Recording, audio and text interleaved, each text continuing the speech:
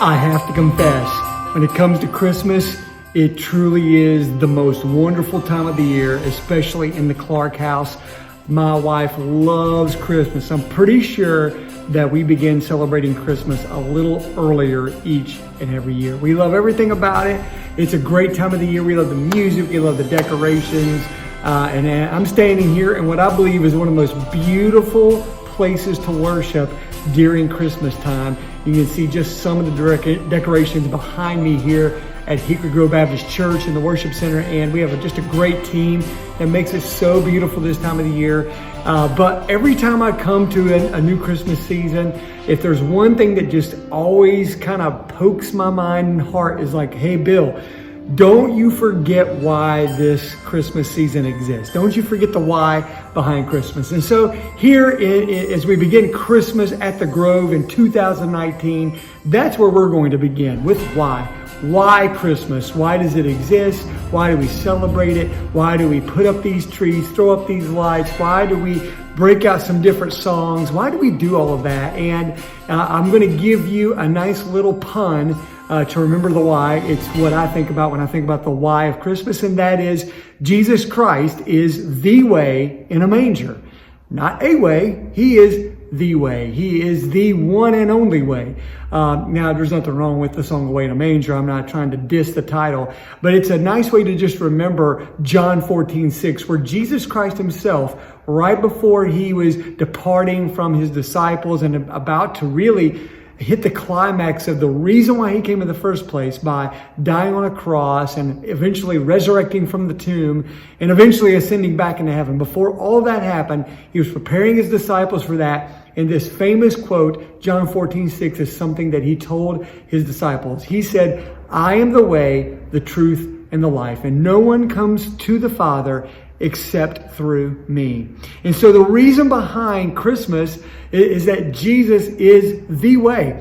He is the one and only way that you can become a child of God.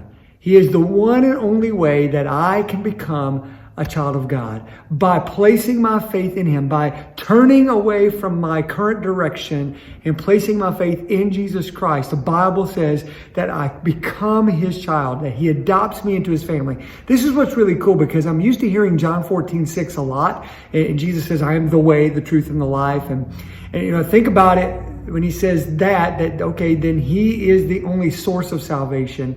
But what I sometimes forget is it says, "No one comes to the Father except through me." This isn't just a geographical destination, Jesus being the way, trying to get us to a destination. It's entering into a relationship. It's becoming a child of God. Him becoming our Father. Me becoming His child. That's what Jesus was also saying when He quoted that awesome quote there. Like, I am your way to get to the Father. I am your way to become a child of the Father. I am the way that you were adopted into the family. And that is just beautiful to me, because I tell you, the one thing I often tend to forget is that I'm not just a part of a religion called Christianity. I don't just bear the name of Christian. That's not what this is about at all. I am a child of God. I am someone completely different the moment I placed my faith in Jesus Christ. I was born again. I became His child. I entered into my forever family, which is the family of God. And that is the why behind Christmas. He was literally placed in a manger, but it wasn't going to be His last interaction with wood. He would become a carpenter himself, and then one day He would be nailed to a piece of wood so that you and I could become children of God. That is the why behind Christmas. When you think about the manger this Christmas season, also may it make you think of the cross. He was born to die personally for you and personally for me. That is the why behind Christmas. And so that's what I'm hoping that I can do this Christmas season.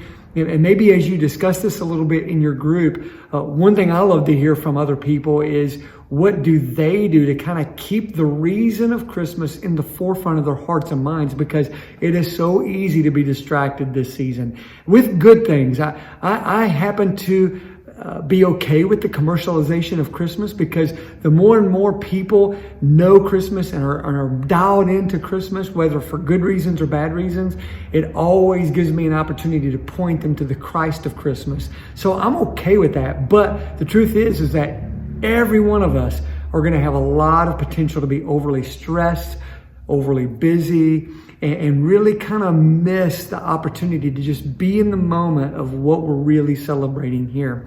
In fact, the worship service that coincides with this particular small group session, maybe you're watching this video with your small group, but you did not attend maybe the worship service that matches this.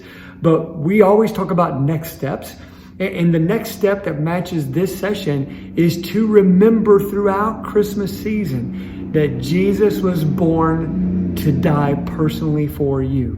That is the whole thing. And the way we ended our service at the very end of the service is, in order to do that, to actually be served the Lord's Supper for those who've placed their faith in Jesus Christ, to be a part of partaking the Lord's Supper, which ironically we often think about Easter when we think of that. As we eat a little piece of bread and drink a little cup of juice, it's to help us remember his death, his burial, and his resurrection, and that is the source of our salvation. That is the reason that we can become children of God. So we begin celebrating Christmas at Hickory Grove by dialing in not just on the manger, but also on the cross, so that we can be reminded that that is why he came. And so it is my hope and prayer for myself personally, for my family, for our church, for you and your small group, that you dial in and you remember that this whole season, that there was a great, big, huge purpose behind that little baby placed in a manger named Jesus Christ, the shepherds, the angels, the songs, the greenery, the decorations, all this stuff that become a part of our tradition, if you will, of celebrating Christmas. May it point you to the fact that Jesus allowed himself to be nailed to a tree for the salvation of the world. I want to close with this one thought. When you think about Jesus being the way in a manger, we say our mission at Hickory Grove is to eradicate lostness in northern Kentucky. Lostness is the condition that Jesus was born to die to eradicate. And so when I think about that, I think about the most important thing I need when I'm lost is a way out of my lostness. So when I think about Jesus being placed in a manger and ultimately being nailed to a cross, the whole point of that was for him to do something about the lostness that is caused by my sin, by my failure, by the stuff that should cause me to never, ever have an interaction with a holy, perfect, and amazing, awesome God. That I should have no connection. There's no reason I should be a part of this family of God because of my sin, because of my failures, because of my inability to be worthy and deserving of that. And so in order to make that possible, in order for that way to be made, to bridge the gap between me and the Father and that huge canyon of sin that separates us, Jesus was that way. He was the way from lostness to foundness in God. And so when I think about him being the way, I think about how I am no longer lost. I am no longer wandering, trying to figure out life, trying to figure out purpose, trying to figure out I don't have to live in that space anymore because Christ is enough. His birth, death, burial, resurrection, ascension, and ultimate return, that is everything. And because of all that he is and all that he's done, I am a child of the King of Kings. There's some really good questions that you're going to have to discuss in your small group. I hope you enjoy that. And I hope you enjoy some praying together, praying about what you're dealing with maybe right now. Maybe there's some special needs as you think about the holiday season. Sometimes the holiday season can be a time of greater focus on some hurts and some things that are missing in our lives. And a lot of people battle loneliness and they battle loss during the holiday season. Maybe that's you. Talk about that in your small group, but also enjoy discussing this. And as you discuss and then ultimately close in prayer, pray and ask God to help every one of you to never forget the why of Christmas throughout this season.